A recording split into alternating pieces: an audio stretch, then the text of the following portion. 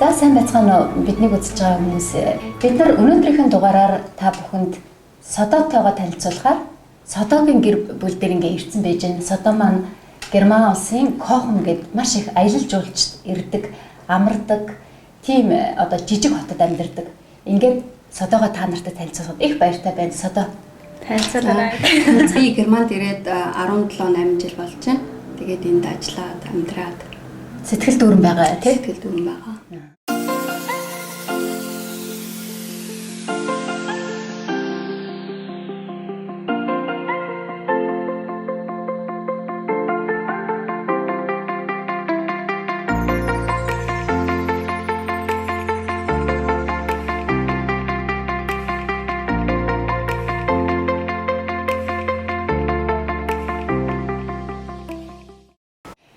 Тэгээ танай бидний зорж ирсэн хэрэг маань юу гэхээр Содогийнх маань одоо 100 цагаар, өвлийн цагаар ч гэсэндээ айгүйх нэг аялал жуулчд ирдэг, аялал жуулчд гэр бүлэрээ ирээд одоо Монгол дээр амралтын газар гэхээсээ илүү хувийн Герман тас нэг хувийн бизнес эрхэлдэг одоо эднийх гэхэд жишээлбэл 4 одоо том хувийн байшингаа түрээслүүлдэг тийм өрөөнүүдэд түрээслүүлээд тэгээ энд амьдрангаа ойр тойронд байгаа ойр тойрны одоо их үзэсгэлэнтэй газрууд байдаг учраас энд амьдрангаа ингээ машинаараа ойрхон зуртаа янз бүрийн зүйлсийг үздэг ийм боломжтой ийм гоё газарт энэ барилгыг бариад ер нь хэдэн жил болж байгаа юм.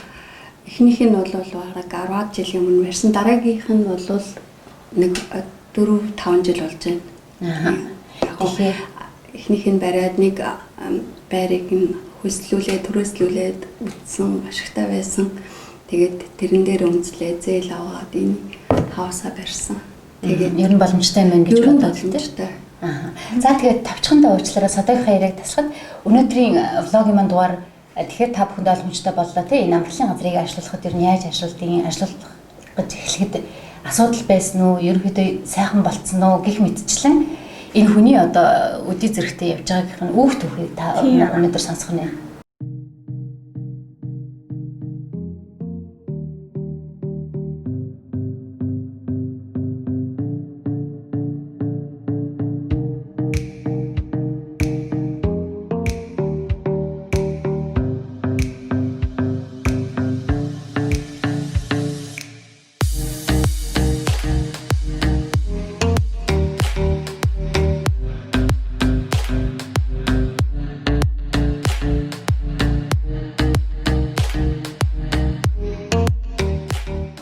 жил эрэхтэй ажил нэлээд удсан юм штэ тий. Яг удаж байгаа. Гэхдээ тодорхой хэмжээний туршлага хоригдлогдаад яг жил ирэх тусам сайжрал. Эхний үед мэдээж бэрхшээлтэл байсан л та. Гэхдээ одоогоор бол хангалттай жочтой болсон, нэг стресстэй байсан. Юм мэддэг болсон. Үгүй ерөнхийдөө гол нь одоогийн байдлаар бол жоохон цэвэрлэгээний асуудал ажил бол арай л их байна. Миний хувьд бол өөрөө ганцаараа ажиллах юм бол арай их. Ингэж магадгүй тэ өөрчлөлөөс одоо энэ жил нөгөө коронавигоос болоод Германд байгаа ер нь германчууд өөрсдөө гадны улс оронд явж амрахаасаа илүү дотооддоо их амралт хийгээд байгаа шүү дээ. Тэгэхээр энэ жил танад ирэх хүн чинь очиод ирсэн гэдэг юм багцсан уу? Ерөнхийдөө бол манайх бол сүүлийн 3-4 жил бол тогтмол хүнтэй байгаа. Багцсан. Гэхдээ германчууд дотооддоо их зүйлжилж байгаа. Нэг хамаагүй их зүйлжилж байгаа. Тэгшээ явж болохгүй болсон байгаа болохоор мэдээж ойлгомжтой. Тэгээд жуулчч их байна. Тэгээд байр асуусан хүмүүс ч их байна.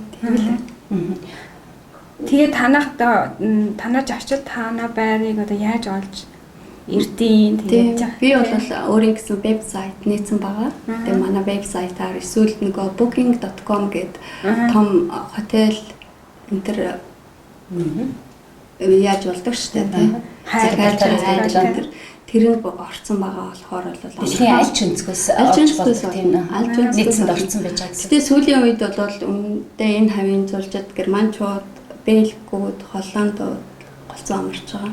Гэхдээ ялангуяа хүүхдтэй хүмүүс, жоохон хүүхдтэй хүмүүс гэр бүлэрээ амардаг байргаа учраас галтгоо унтлахын өрөө, том өрөө гэд тав тухтай байх үүднээс хотелээс илүү Гэр бүлэрээ гэдэг тэгэл тий. Та нөө сургууль нутаг нь болохоор Герман болсон биз дээ. Уул нутаг. Монголын аль аймаг гэж асуух уу? Монголын маань улсын маань нийслэл Улаанбаатар хот. Тэнд төрж өссөн. Гэтэ манай эмээ хоёр аавын талынхан бас ээжийн талынхан маань Хүсгэл аймгийн Тариалан суманд амьдардаг байсан. Амьдарч байгаа зарим Хамаатан садан маань тэгээд Улаанбаатарт сургууль яваад 44-р сургуулийг төгсөө дараа нь оюутан болоод тэгээд дараа нь энд ирээд за энд ирсэн.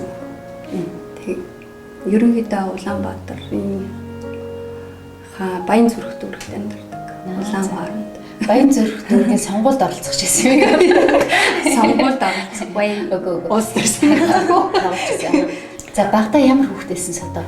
Төлөв даруй хүүхэд байв уу? Эсвэл үг ярианд дийлдэхгүй хүүхэд байв уу? Ямар шүү хүүхэд байв? Багтаа ерөнхийдөө хөдөлгөөнтэй л хүүхдээсэн юм шиг байна.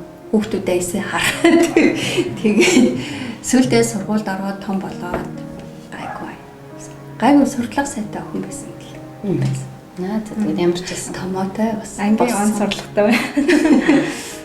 2 хүүхэдтэй болсон тий содоо. Тий 2 хүүхэдтэй. Манай охин хоёртой болсон. Охин хоёртой. Яагаад герман хэл сурах болсон бэ? Герман герман судлаар орсон.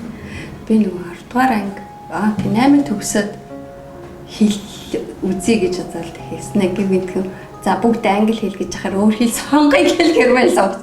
Яг яагаад гэсэн юм бол ер нь тэгсэн байна хаа. Арай өөр хэл. Арай өөр хэл сурах гэл. Тэгээ сурсан чинь таалагдаад.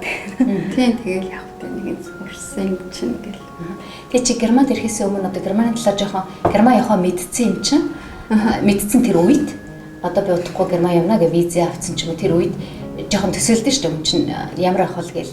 Яг чиний тэр төсөөлж исэн шиг байсан уу герман? Эсвэл чиний төсөөллөөс өө би ерөөс ингэж бодоогүй юм ч юм уу тийм дурсамжаас аваалцвал анх иржсэн дурсамжаас аваалцвал би чинь ийш тийшээ явж байгаагүй байж байгаа л анх германд ирсэн болохоор мэдээж эхлээд хэцүү юм шиг тийм амар юм шиг санагдчихсэн л да анх.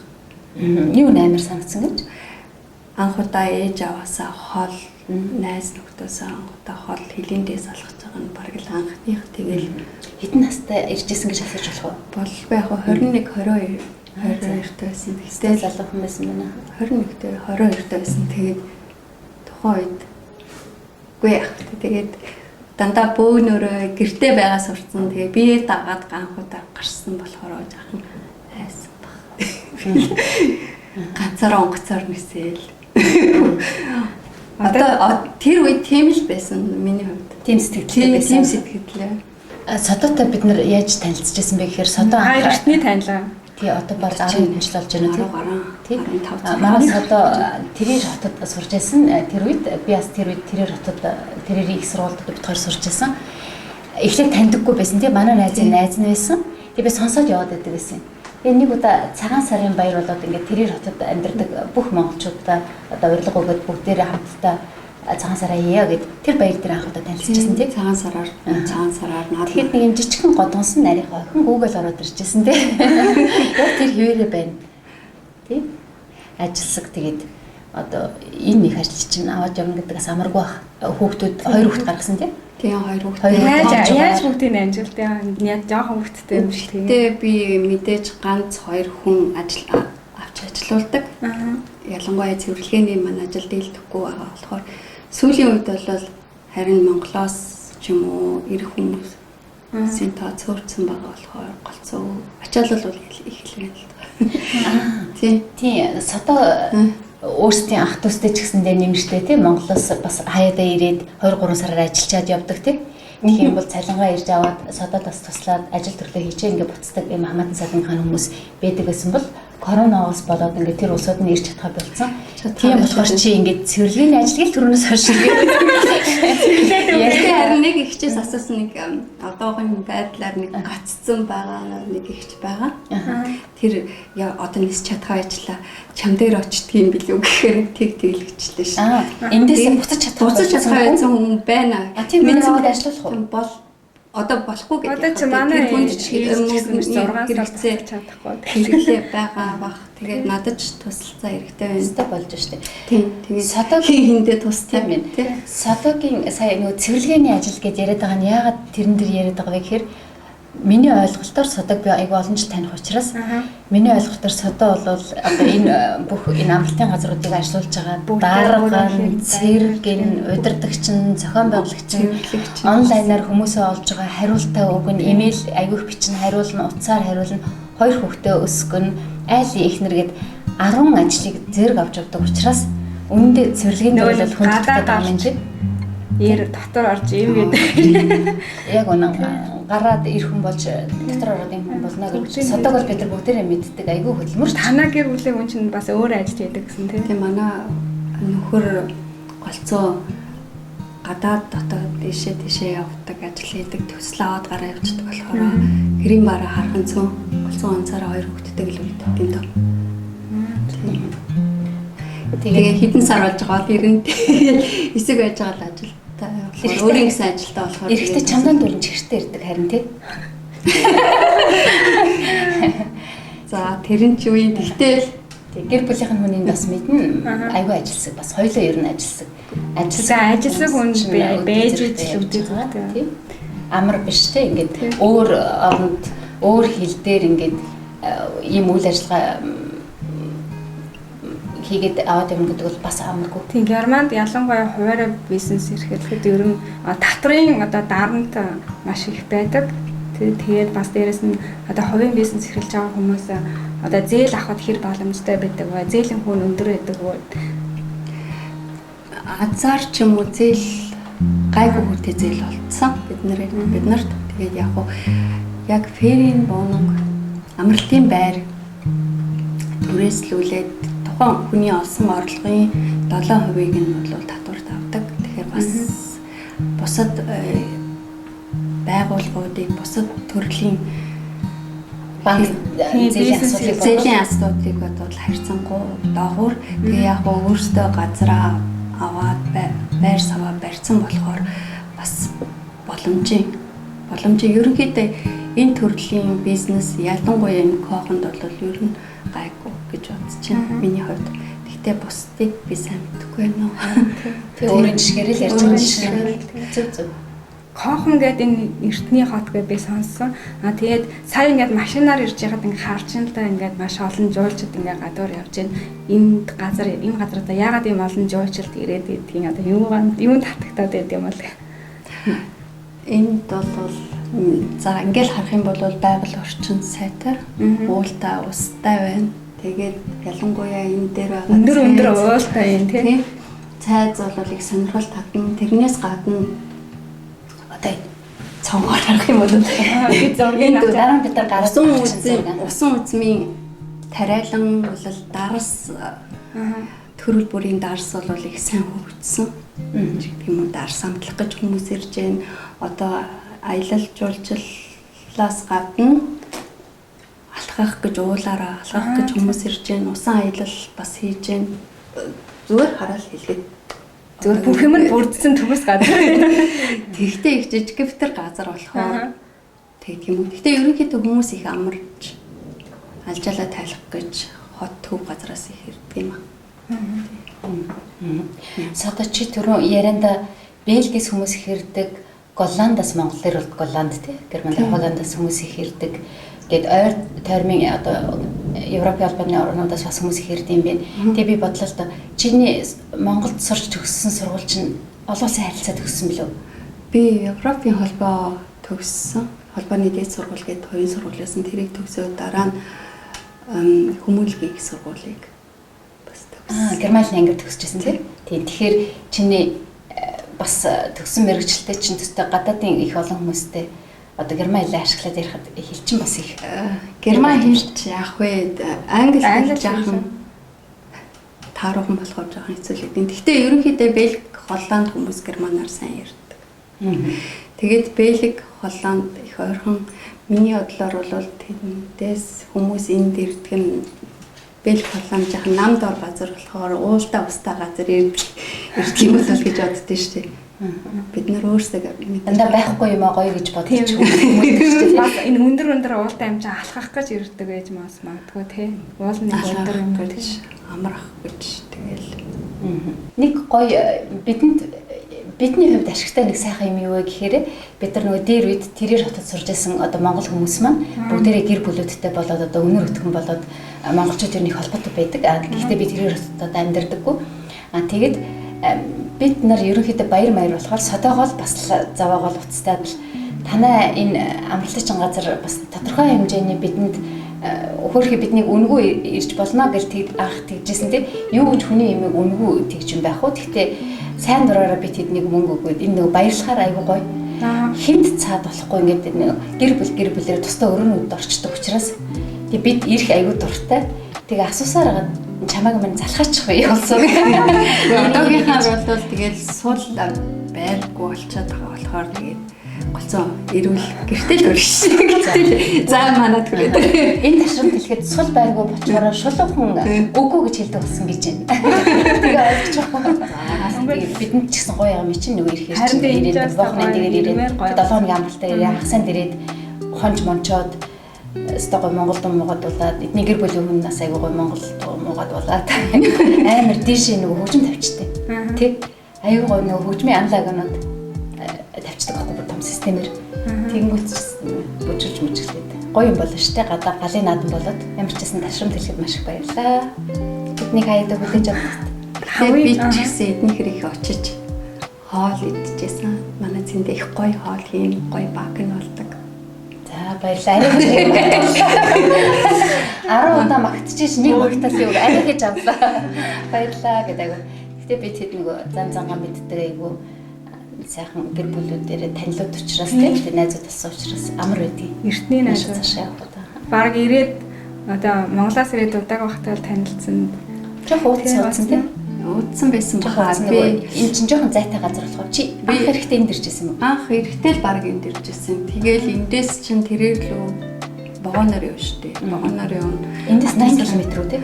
Эндээс баг 80 90 км жоохон зайтай.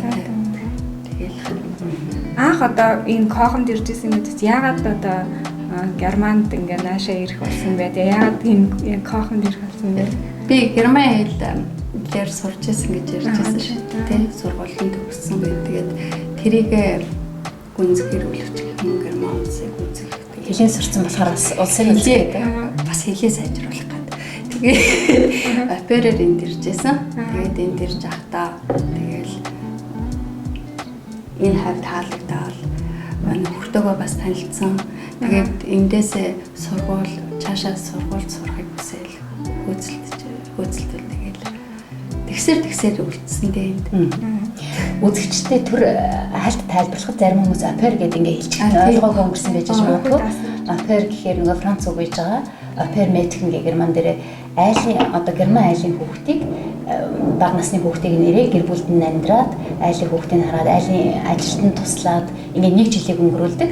Тэгээд одоо германы тодорхой хэмжээний мөнгө аваад дээрэс нь тэр айл нь одоо эрүүл мэндийн даатгалын төлн гих мэтчлэн айгүйх санхүүгийн талаас нь тэр герман айл дэмжиж тэгээд тэр айлд одоо бүтэн нэг жил тэр айлын хүүхдийг харж хүмүүжүүлэхэд тусалцаа болоод амьдардаг гэсэн үг юм. Уул нь бас нэг герман соёл сураад яг ингээд герман хүмүүс яаж амьдардаг юм герман хүмүүс яаж амьдардаг. Гол нь бид нар чинь ямар ч хэлээ сайжруулахад ашигтай ерөнхийдөө залуу хүмүүс Америк руу хүчгсэн охтууд герман охтууд явж явдаг. Америк руу ч явдаг. Өөр орнууд руу ч явдаг. Өөр орнууд Англи үү, Франц руу бас явдаг. Яг герман айлын дунд нь ороод амьдрахаар чи өглөөнөөс өдийн шөнө хүртэлтэй тэр айлын процесс тэр хүмүүстэй харьцаж байгаа учраас соёлын сурна, хоол хийж сурна гэх мэтчлээ аюух даваа талууд байж байгаа шүү дээ. Тэгэлгүй яг. Би бас сонсчихсан нөгөө нэг 10 жилийн хүүхдүүд нь бас тийм солилцооны хөтлөөр байдаг гэдэг энэ герман хүүхдүүд Франц руу явдаг, Америк руу явдаг, Англи руу явдаг. Тийм бас төстэй тийм багасаа. Тэгээ тэр хэлээрээ сурах чагаа бол орчинд нь сурах гад. Орчин сурвал угаасаа сайн сурна шүү дээ. Орчны хэл гэдэг чинь айгүй нэг намарт номноос гэж жаад Монголд хэр сурдаг бай одоо германистик гэсэн үг тийм герман судал. Яг гоо дөрмийн хувьд бол гайгүй сайн сайн дүрмтэй. Сайн сурсан баг. Тэгээд жишээ нь энгийн ярианд орох. Харьцаанд ороход жоохон төвөгтэй. Бид яг орчин байхгүй болохоор мэдээж тэгээд тэрийг яг энэ дээр сурсан л та. Сонсгол тэгээд сонсох чадвар яны чадвар иржиж хөгждөг тий. Дүрм бол айгүй өндөр. Одоо нүд чихэн онгон гэдэг гэж ярьдаг шүү. Яг онгон. Танах энэ одоо амралтын энэ газрыг барихаас өмнө танай гэр бүлийн хүн аюух проектн дээр ажилладаг өөр олон орнууд руу Герман дотроо гэх мэтчлэн ингээ ажилладаг гэж чи дээр үд ярьдаг байсан. Танай гэр бүл бас Бээжинд билүү Шанхайд бас хэдэн жил болсон билүү? Тийм би тэд Шанхайд нэг хэсэг амьдарсан. Гэр бүлийн чинь тэнд ажилласан учраас л дагаад явсан тийм. Тэгтээ чи тэндээс Монгол руу очиж ирсэн үү? Одоо Шанхайгаас Монгол руу очиж ирсэн. Монголоос бас манай дүү ээж тэгэл иржсэн л та. Монголоос ч Шанхай орох чинь их амархан болсон юм байлээ. Хурдан цүг, хурдан богоонтой болсон. Тэгээд дээрс нисэж болно. Тэгж явж амьдарч ирсэн гэх нэг хэсэг шаалгалцсан тий. Нэг хэсэг 2-3 жил болсон. Тий. Тэгээд эрэхтэй маш сайхан хятадаар ярьдаг болоод ирсэн байсан. Хятадаар сурснаа. Нэг хятад хэлд орж ирсэн тий. Хятад хэл жоохон удаа сурчгал юм билээ. Харин бичиж бол хийж чадахгүй. Анх Монгол хятад герман хэл сурсан бүр дөрмээр нэгээ сурсан тий. Сургуулаар академийн төвшөнд одоо ингээд германыг эзэмссэн хүн чинь хятадд очиод бас их хятад хэлийг айгүй хурдан бас сурах талд орцсон байхад нь проектийн хугацаанд дуусаад төгс сурч чадлагүй хүрээд ирсэн тий. Тэрнээс бол нэлээ ярьж байсан. Тэр олон ханц тэгээд бичин тэр арцгаар үсгийг бичиж чадахгүй юм билээ. Танай хүн чинь ямар мэрэгчлээ хүн байлаа? Манай одоо монголоор төмөрлөгийн машины инженер гэж орчуулах юм. Тийм. Төмөртэй холбоотой юмнуудыг төм бумаар нь холбож ажилладаг инженер хүн гэж ойлгож байна.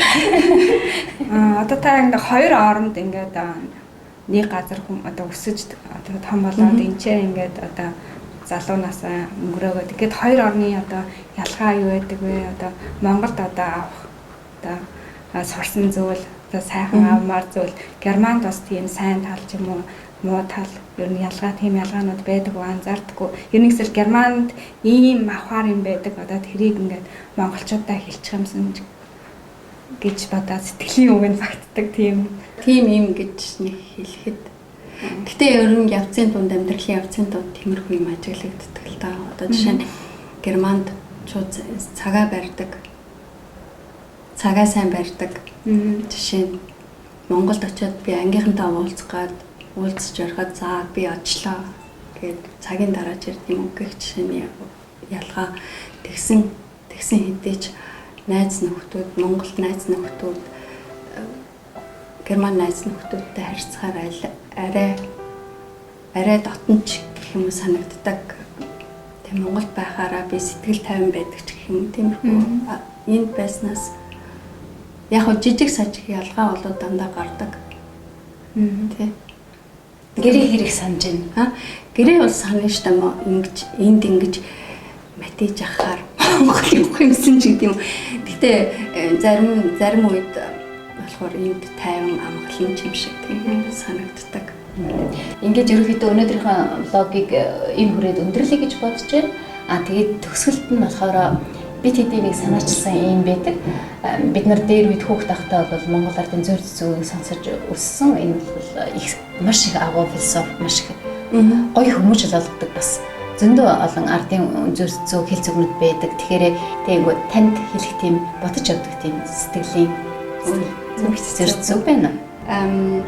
Суусан газраас шороо хатах гэдэг үг надад сүүлийн үед их таалагдаад байгаа л да. Одоо жишээ нь байгаа газар даруухнаас багаасаа хэлчих гэдэг юм уу тийм утгатай юм шиг санагдсан. За. Суусан газараас шороо хатах гэдэг үгийг чиний ойлголтоор болохоор жижигхэн багаас эхэл гэж багаас эхэл. Одоо жишээ нь сүүлийн үед болоод заавал хоногоор байлгаад хүмүүс байлгаж яснаас миний ил зүгээр цаашдын төлөвлөгөөч байж магадгүй. Жишээ нь одоо өдрийн туризмсээс төрөөсмөс зүгээр юм уу гэж санагдаад байгаа байхгүй. Одоо жишээ нь дуул байна, ус байна.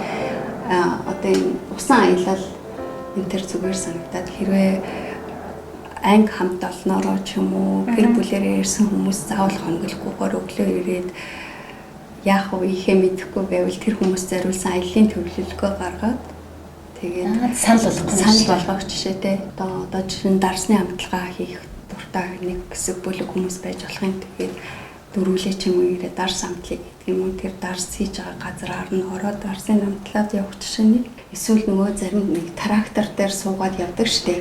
За. Одоо тиймэрхүү юм хийдэг хүмүүст би тэр өдрийн захиалга ирсэн жуулчдыгаа би энэ өдөр явъя гэд одоо тийм зөөлжилж өгөх ч юм уу гэр бүлэрээ ирсэн хүмүүсийг усан аялал хиймээр байвал зөөлжилж өгдөг ч юм уу гэл зөвхөн ойр тойрн хараад тэгээд бодохдоо болно шүү дээ тийм. Батсан юм л да зүгээр өдрийн бизнесээ яаж өөрчилөх вэ гэж бодоод байгаа юм байна шүү дээ. Би хувь одоохондоо зарг болохоор тийм шүү дээ. Хүн өсөж мөрөөдөж ер нь шин санаанууд хаяа орж ирдэг шүү дээ. Тийм хаяа санаа. Гэхдээ эргэн багаас нь эхлэх гэсэн утгаар тэгээд суусан газараас шороод. За тэгээд их юм санаж авснаас багаар эхлээд чашнах үлсэн дээр гэсэн. За тэгэхээр бас их сайхан зүгэж байгаа суусан газараасаа шороо атгаа гэж. Гэхдээ хэтрүүлж чадах гэдэг хүмүүс бол жоохон онцгүй шуналтай хүмүүс болох гэдэг. Багаар жоохон атгах шороо аваад тэрийг ингээд их болгоод явсан. Ингээд өнөөдрийнхөө влогийг өгөр өндөрлөе гэж бодож байна. Бидэнд ингээд амралтынхаа өдрийг бидэнд бэлгэлээд ингээд ярилцсан суусанд маш их баярлалаа. Одоо бид нарт аягүй гурилтай шил хийж өгнө гэсэн. Бидний зам гаргаж тэгээд бидний урилгыг хүлээж авсан маш их баярлалаа. Ингээд бидэнд танилцуулаад одоо өөрийнхөө зүгээс нэг нөгөө сайхан ярьцлага өгсөнд баярлалаа. Ингээд танай гэр бүлд нь амжилт төсөй, бизнест нь одоо маш их сайхан урагштай байх. Олон сайхан амжилтуудыг хүсье. Тэгээд өнөөдрийнхөө влог дуусна. Тэгээд сүүлийнхээ үгийг бас танд зочиндаа үлдээ. Тэгээд танд үг одоо хэлэх боломж авлаа. За баярлалаа. Намайг блогтаа урьсанд маш их баярлалаа та гуравтаа. Та гуравтаа бас ажлын өндөр амжилт хүсье. За баярлалаа. За гурилтай шиг үдээ. За манай түүний нэг блог ингэж үгээр өндөрлж байна. Хэрвээ та манай салбарын амралтын газрыг одоо салбар манай зочиндоо холбогдыг доор хаяад холбогдороо. Хэрвээ түүний нэг тань энэ манай блог таалагдсан бол доор хаяад дараагийн үеийг дагаарай. За баярлалаа. Баярлалаа. Бас содод ажил байгаа юм байна. Ажил хийх дуртай юм байвал содод таваад. Ингээд амар гоё бороотой байна өнөөдөр. За баярлалаа. Юу хурдаа хүн гараанаар гэдэг үстэй.